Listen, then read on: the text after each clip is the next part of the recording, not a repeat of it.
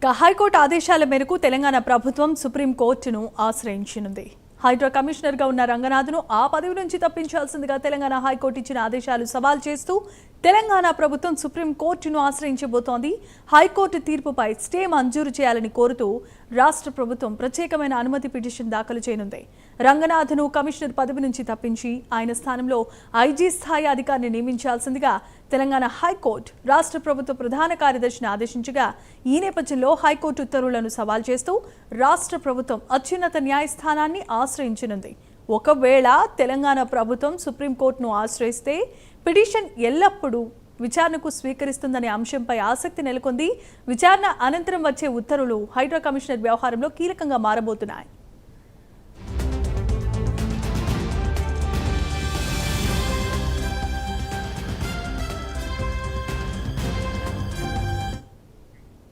Right, ఇక Hydraa commissioner రంగనాథ్ను ఆ పదవి నుంచి తప్పించాలని తెలంగాణ హైకోర్టు సవాల్ చేసింది. ఇదే నేపథ్యంలో దాని పిటిషన్ వేయడానికి సుప్రీంకోర్టును ఆశ్రయించారు.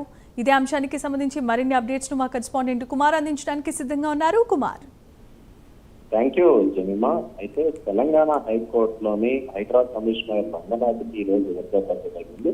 ముఖ్యంగా ఏదైతే కోర్టు ధిక్కరణకు సంబంధించి హైడ్రా కమిషనర్ రంగనాథ్ ను ఆ కమిషనర్ పోస్ట్ నుంచి తొలగించాలంటూ కూడా ప్రభుత్వ సిఎస్ కు హైకోర్టు అయితే ఆదేశాలు జారీ చేసింది.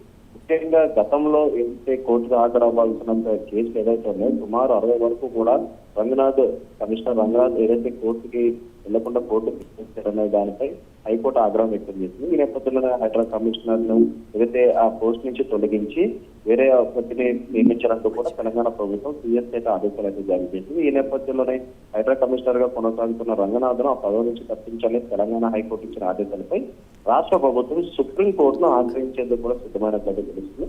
హైకోర్టు తీర్పును సవాల్ చేస్తూ ప్రత్యేక అనుమతి పిటిషన్ అంటే స్పెషల్ లీవ్ పిటిషన్ ఎస్ఎల్పి దాఖలు చేయాలని ప్రభుత్వం నిర్ణయించుకున్నట్లు కూడా తెలుస్తుంది. హైకోర్టు తన ఉత్తర్వులో రంగనాథ్ ను హైడ్రా కమిషనర్ పదవి నుంచి తొలగించి ఆయన స్థానంలో ఐజీ స్థాయి అధికారిని నియమించాలని రాష్ట్ర ప్రభుత్వం ప్రధాన కార్యదర్శిని ఆదేశించింది. ఈ ఆదేశాల అమలుపై ప్రభుత్వం అసమ్మత వ్యక్తం చేస్తూ వాటిపై స్టే ఇవ్వాలని కోరుతూ సుప్రీంకోర్టు పిటిషన్ దాఖలు చేయనుంది.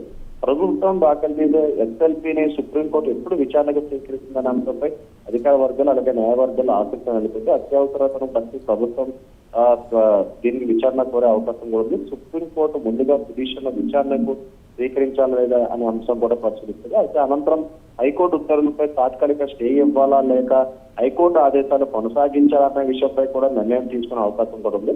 హైడ్రా కమిషనర్ నియామకానికి సంబంధించి ఈ వివాదంలో సుప్రీంకోర్టు ఇచ్చే మధ్యంతర లేదా తుది ఉత్తర్వులు కీలకంగా మారనున్నాయి. ఈ కేసులో వెలువడే నిర్ణయం హైడ్రా పరిపాలనతో పాటు భవిష్యత్తులో ప్రభుత్వ నియామకాలపై కూడా ప్రభావం చూపే అవకాశం ఉందంటూ కూడా ఇప్పటికే న్యాయ నిపుణులు కూడా అభిప్రాయపడుతున్నారు. అయితే ముఖ్యంగా ప్రభుత్వం కనుక సుప్రీంకోర్టును కనుక ఆశ్రయిస్తే సుప్రీంకోర్టు ఇచ్చే తీర్పు సంబంధించి ఇటు హైడ్రాకి కూడా ఒక కీలకంగా మారిందా అవకాశం అయితే ఉందని చెప్పచ్చు. Right, thanks for the updates Kumar.